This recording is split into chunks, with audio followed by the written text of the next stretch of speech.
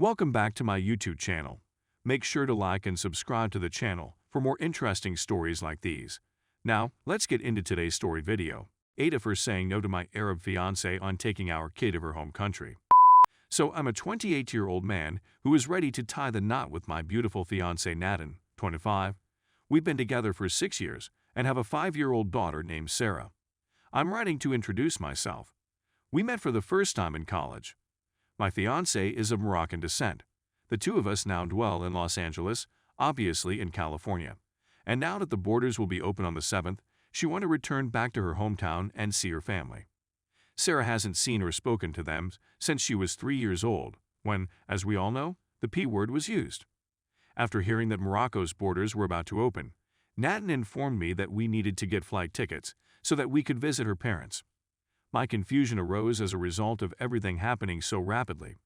She had mentioned it earlier, but it had just been a speculative visit at the time. I said that I was uncomfortable going due to the fact that it is not a very safe environment. In addition, I am not proficient in Arabic. According to her, it was vital for Sarah to go to Morocco and spend time with her extended family, and that we need to immerse her in her Moroccan heritage as much as possible. This took me completely by surprise. We'd spoken about it before she was even born. The food of Morocco is served to us on Friday evenings, and I'm actively involved in it. The woman greets her in accent Arabic, which she says is Moroccan, despite the fact that I'm not an avid fan of couscous. And it is in this book that she reads her stories. I suppose she has gotten enough of a feel for it. As if it came out of nowhere, I reacted by telling her that I was not interested in going, and she responded by saying, "Well, then, me and Sarah will go." I was a little taken aback by her response, but she didn't seem to mind. Now, I like to think of myself as a pretty progressive person. I identify as a feminist, and I am aware of the situation and how women are treated in the country where I am now working and studying. We've all heard about the events in the Middle East, not to add the use of the P word, which is particularly offensive in regard to Afghanistan. Simply put, I get the idea that it is a very volatile part of the world. This is especially true right now, and for a single lady with a young kid, blonde hair, and blue eyes, like myself, to go alone to a distant region of an Islamic country, a province called Tetouan, seems to be a dangerous proposition. On the travel.gov website, terrorism is classified as a Category 4 threat. And further concern is that we haven't quite figured out how to approach the topic of religion with Sarah at this point. I'm well aware that something has to be done. However, I feel she is too young to be exposed to this kind of religious behavior at this time. It's difficult to explain the suffocating culture around hijabs to a 5-year-old after all.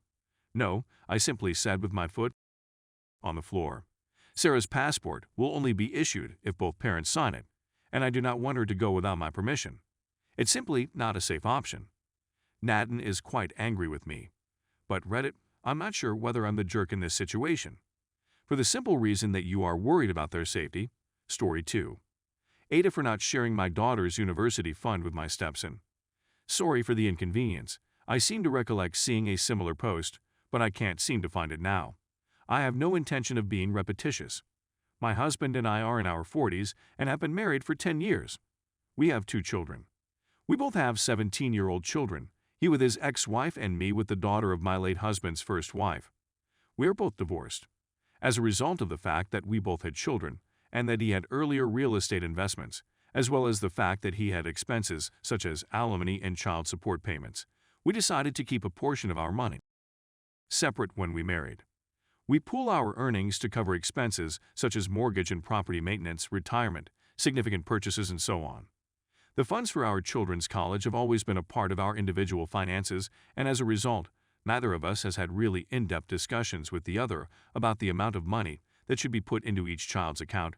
We do discuss what goes into them regarding tax returns, gifts from relatives, etc. Even while I never meant for the money I gave to each of my children to be exactly the same, I did anticipate that they would be closer than what I have now discovered. Due to the fact that they are in their senior year, both children have applied to and been accepted into universities. We've started talking about budgets now that the majority of scholarships have been given and the price of tuition, housing, and other expenses for each of their school options are more clearly defined. My daughter's college/graduation fund is roughly $150,000, but my stepson's money is approximately $15,000. This is the point at when the disagreement erupted. With her scholarships, my daughter will have more than enough money to pay for her undergraduate studies and most likely graduate school once she graduates, assuming she maintains her traditionally good grades. In fact, she'll most likely have quite a bit of food left over once she finishes.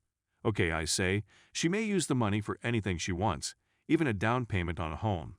After scholarships and the $15,000 from his father, my stepson will still owe money for his undergraduate studies.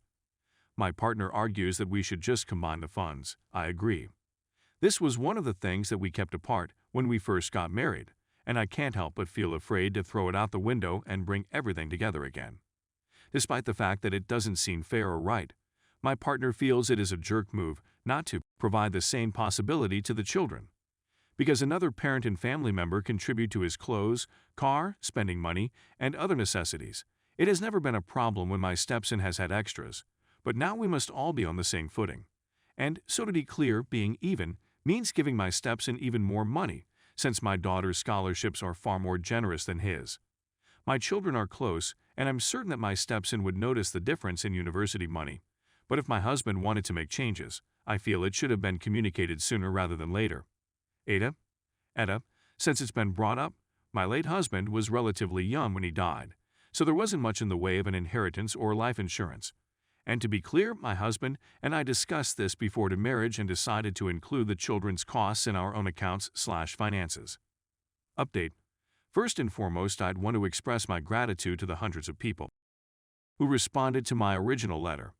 I'm not sure what it was about this subreddit that struck such a raw chord, but I appreciate everyone who took the time to express themselves. It took a few days for my husband to respond since his emotions were still fresh when I initially contacted him, and we've had a chance to talk things over. The fact that he only had $15,000 in my stepson's fund was never a problem for my husband, as I had feared, but rather the fact that my daughter's graduation gift was far more expensive. He considered the money he would give to his son a graduation gift to be used for college but also for other purposes, and he believed that if my stepson needed more help in the form of loans or financing, we would cross those specific bridges when they came in the future. In his perspective, handing a kid a check for $15,000 is meaningful, but he was utterly taken aback by how little my daughter's gift would seem when compared to it. Anyway, we will not be consolidating the accounts in this instance. During our discussion, we clarified that any tuition money we spend on the children in the future would come from our joint funds and will be divided evenly among the children. On the surface, this means that if we donate $1,000 to my stepson, we will also put $1,000 into my daughter's account. It is their responsibility to make agreements with us if we loan any money to them in the future. They were informed that their accounts were different and that a large portion of the difference in funds was due to the fact that all of my daughter's gifts from family, other resources, and so on had already been pooled into her account, whereas my stepson still has his mother and other extended family members gifting and contributing at graduation and as he progresses through life. It's important to note that although this isn't fully accurate, it indicates how aggressively each of our biological parents engaged and planned ahead. As a result, my children are fully aware that this has been the case for quite some time, especially considering that my daughter's biological side of the family is quite small in contrast to my stepson's side of the family, which has nearly 20 times the number of relatives. All of the youngsters are in good health. My husband and I are in good health. It is not true that everyone will be drowning in student loan debt, as several comments on the OP predicted. We just needed to talk about it. Once again, thank you to everyone for sharing your varied points of view.